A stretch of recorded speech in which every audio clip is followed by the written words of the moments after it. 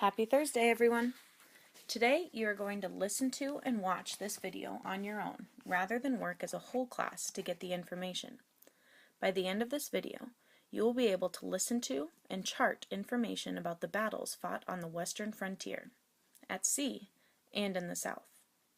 You will also know the significant battles of the Revolutionary War and the strategies of both sides, and what helped the Patriots win independence.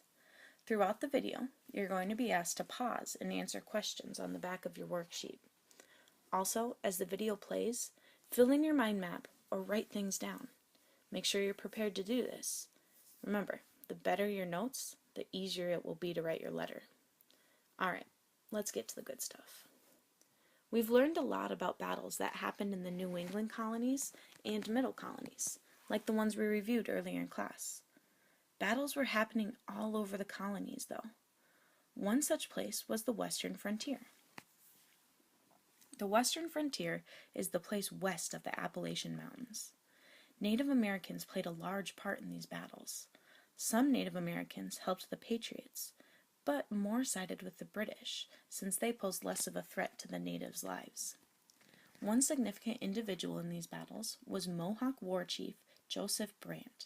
He led a number of attacks in New York and Pennsylvania.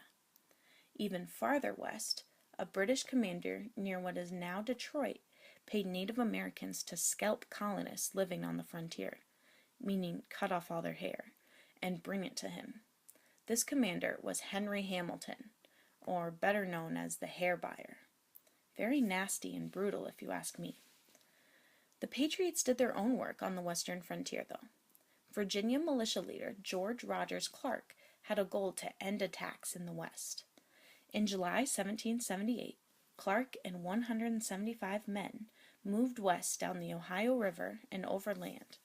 They captured British posts in Kaskaskia and took a British town of Vincennes. Clark and his men were not able to keep control of Vincennes, though, and Hamilton, the British general, took it back in December. Clark wasn't going to give up, though. He and his men braved the winter and surprised, or ambushed, the British in February 1779 and forced the British to surrender. This victory would strengthen the American position in the West. Pause your video and summarize what victories the American forces had in the West. The West wasn't the only other place battles were happening, though. To the east of the colonies, fighting was taking place on the sea. Remember, Britain had a powerful navy, and they used this to their advantage. British vessels, or ships, formed a blockade to keep ships from entering or leaving the American harbors. This meant that the colonies couldn't receive the supplies that their troops so desperately needed. The American Navy did its best, but its 13 warships were too weak to operate well against the British force. So, Congress hired 2,000 privateers. These were smaller, privately owned ships that were outfitted with weapons. Their goal was to capture enemy merchant ships and cargo.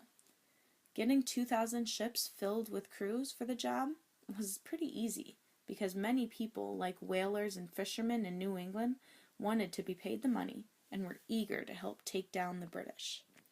These privateers were actually able to capture more British ships than the American Navy. One significant individual in this war at sea was American naval officer John Paul Jones. No, not the bass player from Led Zeppelin, Mr. Wilcox. John Paul Jones raided British ports near the coast of Great Britain in September 1779. His ships fought for hours against the British. The British captain asked whether Jones was going to surrender, and Jones famously replied, "I have not yet begun to fight." In the end, it was the British warship that surrendered, giving the Patriots a naval victory. Pause the video and describe on the back of your chart, how did privateers contribute to the American war effort? Created using Powtoon.